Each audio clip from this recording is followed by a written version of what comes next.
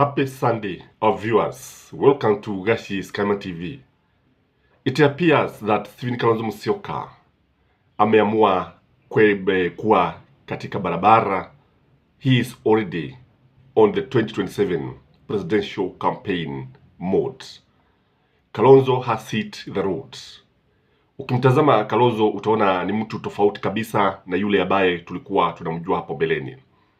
Stephen Kalonzo Musyoka is moving from one county to the other, accompanied by very, very interesting members of parliament and mostly from the ODM side. I've seen Stephen Kalonzo Musyoka with Babu Owino, and with Babu Owino, you can be assured of the youth votes. With Babu Owino, you can be assured of the Nairobi votes. With Babu Owino on your side, Kalonzo is actually having what he actually needed. Remember, kuna wakati nilisema kwamba for Stephen Kalonzo Musyoka to make any meaningful move and to actually improve his rating, he has to bring on board youthful leaders like Babu Owino. Na wakati ambapo tulimwona na Babu Owino, tete zilianza kusema kwamba hata Babu Owino anatosha kuwa mgombea mwenza wa Stephen Kalonzo Musyoka. What do you think, ladies and gentlemen? Do you think Babu Owino anatosha boga kuwa mgombea mwenza wa Stephen Kalonzo Musyoka? Again, he has been with Eugene Wamalwa. Eugene Wamalwa, the former defense minister, is somebody who is a very cool guy. A very cool guy. Very jamaa ambaye ukichunguza utaona kwamba popote ambapo Stephen Kalonzo Musyoka anaenda, Eugene unampata pale. And Eugene is likely to bring all the Western votes, while Babu Owino is likely to bring Nairobi votes and Luo Nyanza votes and the youth votes. The same case applies to Eugene Wamalwa.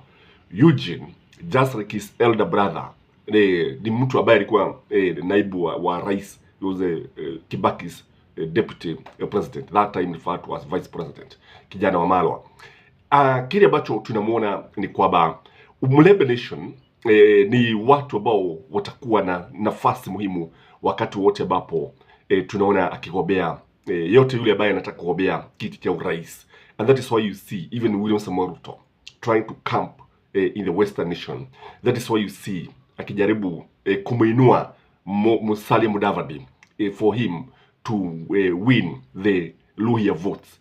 But when you look at Stephen Kalonzo Musyoka seems to have decided that his running mate will be Eugene Wamalwa. What do you think, ladies and gentlemen? Unaonaje huyu Eugene Wamalwa? Je, yeye kati yake na Babu Owino, who do you think can make a good deputy?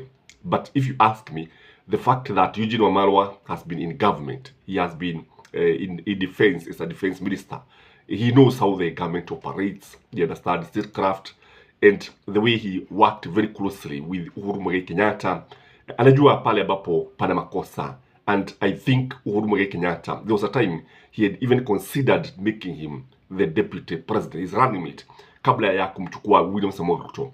And how I wish aliamua kumchukua, na I think he could have done the best thing instead of William Samoei Ruto. Sababu hayo ndio ambayo yalikuja kuharibu mambo baadaye. That was the time of TNA, when he was in TNA, the Party of National Unity, something like that, TNA ile ya Uhuru Muigai Kenyatta. That time Eugene Wamalwa ndiye alikuwa awe the running mate of Uhuru Muigai Kenyatta. So this time again, when I see him with Stephen Kalonzo Musyoka, I see Uhuru's hands there, and he is a mentee of Uhuru Muigai Kenyatta. So I think he can make a better deputy than Babu Owino. I'm not saying that Babu is bad. Babu is magical. Babu is somebody I love very much. Babu is somebody who can give you votes. But also, perception is also very, very important. Because when you look at Babu Owino, utaona kwamba labda anahitaji miaka mingine mitano, and then he be in government, maybe CS, na hapo ndipo sasa utaona sasa akikuwa na labda, because I know one day Babu Owino is likely to be a president in this country. Maybe one day in the future, but it can even take 20 years, 30 years, 40 years. He's very young, and I think is one of the brightest guys that we have. We have also seen Stephen Kalonzo Musyoka going to Mount Kenya, and pale tunamwona na Mwangi wa Iria, the former Murang'a governor. This man is also a man with a lot of money, and he brings the votes in Murang'a. He brings the votes in Mount Kenya. Though he may not have that huge following, the fact that Stephen Kalonzo Musyoka is now reaching out to Mount Kenya votes, it tells you that ukiangalia he's forming what we have and what look like is a national team. What look like it is Pentagon. Ni kwamba anajaribu kuwaleta watu pamoja. Na Mwangi wa Iria is also a shrewd politician. Mwangi wa Iria is also likely to bring a lot of money. Mwangi wa Iria is going to finance Stephen Kalonzo Musyoka, because all said and done, you cannot do it without money. Na wakati namuona Mwangi wa Iria pale, naona ya kwamba kuna most of the MCAs that did not win in 2022, naona sasa wakiwa pamoja na Mwangi wa Iria na wakimfuata Stephen Kalonzo Musyoka. And of interest is how he also managed to win Peter Munya. Peter Munya is in Stephen Kalonzo Musyoka's team. Peter Munya is there, and Peter Munya is also a potential candidate of a running mate. Because one thing I know about Peter Munya is loved by many people. Peter Munya is youthful also. Peter Munya ni mtu ambaye anajua vile ambavyo serikali inafaa kuendeshwa vile vile. Peter Munya ni mtu ambaye is likely to bring the male votes. Peter Munya is somebody who is going to also assist in finances. Peter Munya ni mtu ambaye unasikiliza. In fact, he's charismatic. That's to be told. Because what Kalonzo required are these young people who are likely to fire up the crowd. Are these kind of people, akina Peter Munya, akina Babu Owino, akina Eugene Wamalwa, akina Mwangi wa Iria.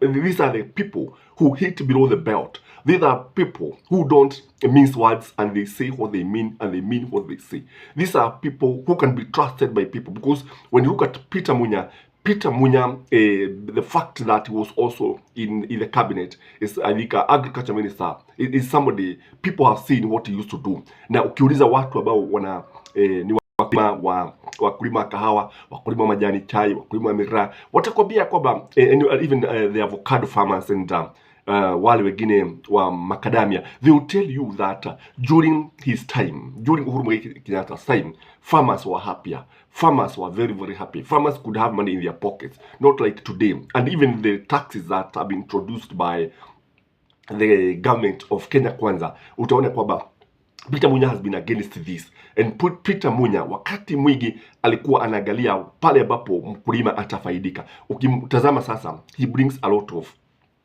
wealth as far as experience is concerned, as far as communication is concerned. So when I look at it, naona kwamba hata Oparanya unamwona pale vile vile. Although he's not as active as Eugene Wamalwa. Tunamwona pale akiwa katika mlego wa Stephen Kalonzo Musyoka. And what I see here, there are two people who are lacking. That is Joho and Mother Karua. And this one is raising questions. Kwa nini sasa wako wapi? Wanaachwa wapi? Because when you look at Stephen Kalonzo Musyoka, truth be told, is giving William Samoei Ruto a run for his money. Stephen Kalonzo Musyoka is going to be the sixth president of the Republic of Kenya. If what we are seeing is anything to go by, Stephen Kalonzo Musyoka is likely to form the government, and Stephen Kalonzo Musyoka has done the right thing by hitting the road early enough. It is good for Azimio, it is good for Stephen Kalonzo Musyoka. I understand this week kuna mahali kwingi amepanga kwenda, ataenda kule Kisii, sijui ataenda Mombasa, atarudi Nairobi, and he's also coming to Mount Kenya. And again, when you look at his diary, you see somebody who has a plan. You see somebody who is determined to win the presidency. And now I think what is happening, Raila Amolo Odinga is handing over the mantle of leadership to Stephen Kalonzo Musyoka in a very strategic and very calculative way. I've always told you that Raila is a very, very shrewd politician. In fact, you cannot compare Raila to anybody else. So kile anafanya to avoid the fallout, anawaleta pamoja polepole, and he is doing it in a very, very strategic way. I don't know what you think, but from where I sit, Azimio is on the road to victory. Have a blessed Sunday.